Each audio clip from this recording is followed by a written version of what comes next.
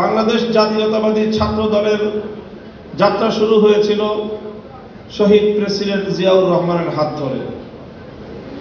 শহীদ জিয়াউর রহমান সাহেবের শাসনামল এবং তার নেতৃত্বের সময় খুব ভালো করে প্রত্যক্ষ করবার সুযোগ আমার হয়নি, কারণ তিনি যখন শাহাদাত বরণ করেন তখনও আমরা কৈশোরের সময় পার করতে পারিনি, তবে স্মৃতি এখনো কিছুটা মনে রয়েছে।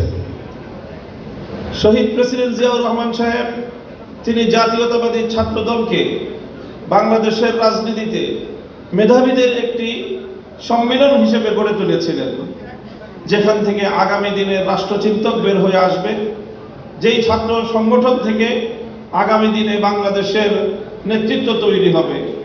আমি মনে করি ছাত্র দলকে তাদের সেই প্রতিষ্ঠার ইতিহাস এবং ঐতিহ্য অবশ্যই স্মরণ রাখতে হবে। আমি দীর্ঘ সময় আমরা দেখেছি আপনাদের বাংলাদেশ জাতীয়তাবাদী দলের নেত্রী বেগম খালেদা জিয়ার শাসনামল খুব ভালোভাবে দেখবার, প্রত্যক্ষ করবার এবং কাছ থেকে অনুভব করবার সুযোগ আমাদের হয়েছে। 4 দলীয় জোট যখন গঠিত হয়েছিল, 4 দলীয় জোটের 4 শীর্ষ নেতার মধ্যে অন্যতম একজন ছিলেন আমার বাবা মরহুম শাইখুল হাদিস আল্লামা আজিজুল হক রহমতুল্লাহ আলাইহি। সেই সুযোগেও অনেক জানাশোনার সুযোগ আমার হয়েছে।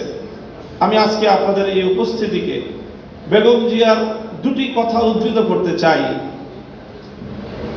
যখন 5ই আগস্ট ছাত্র গণ অভ্যুত্থানের মধ্য দিয়ে বাংলাদেশের মানুষের বুকের উপর থেকে জগদ্দল পাথর, ইতিহাসের বর্বরতম নৃশংসতম শাসক লেডি ফেরাউন খ্যাত শেখ হাসিনা উৎখাত হলো এবং বাংলাদেশ তার ফ্যাসিবাদ থেকে মুক্ত হলো, ঠিক 5ই আগস্টের একদিন পরে বেগম জিয়াকে হাসপাতালে দেখতে যাওয়ার সুযোগ আমার হলো এবং সেখানে ডক্টর জাহিদ সাহেবের বদান্যতায় দীর্ঘ সময় একান্ত সাক্ষাতে আমার সঙ্গে কথা বলার সুযোগ হলো।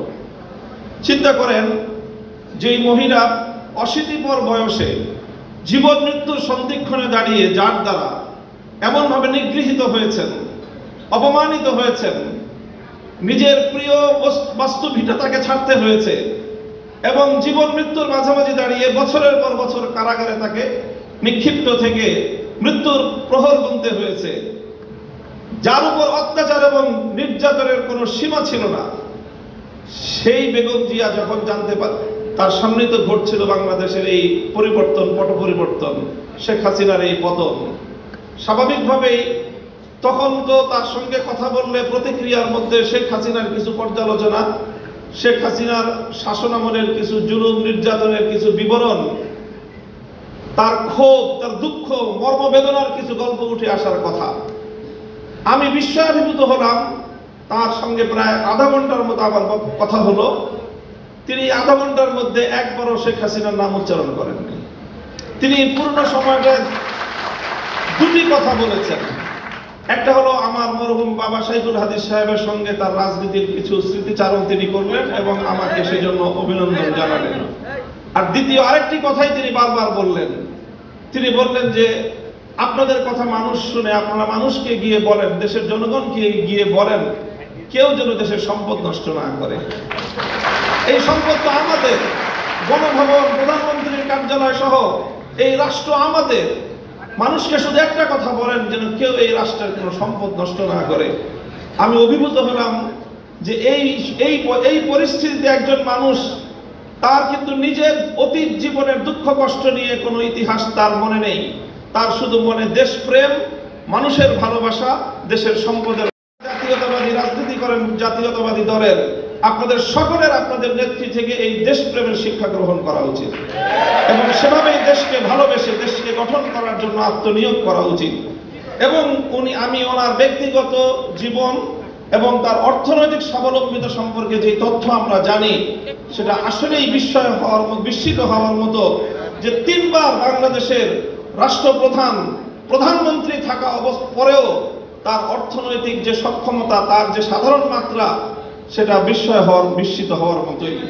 কাজেই সেই চেতনা থেকে, সেই প্রেরণার দ্বারা আপনারা রাজনীতি করবেন, এটা জাতীয়তাবাদী ছাত্র দলের সকল নেতাকর্মীর প্রতি আমার উদাত্ত আহ্বান থাকবে। দ্বিতীয় আরেকটি কথা আমি বেগম জিয়ার উদ্ধৃতিতে আজকের এই মঞ্চে আমি উচ্চারণ করতে চাই। দেখেন, দীর্ঘ একটা সময় একসঙ্গে আমরা যুগপৎ রাজনীতি করেছি, জোটবদ্ধ রাজনীতি করেছি, আন্দোলন করেছি, সরকার গঠন করেছি। আমি একটি ঐতিহ্যবাহী রাজনৈতিক, ধর্মীয় রাজনৈতিক পরিবারের সন্তান। আমাদের রাজনীতির মুখ্য উদ্দেশ্য হলো আল্লাহর জমিনে আল্লাহর দ্বীন প্রতিষ্ঠিত করা, আল্লাহর জমিনে খেলাফত ব্যবস্থা কায়েম করা। এটাই হলো আমার রাজনীতির মূল দর্শন।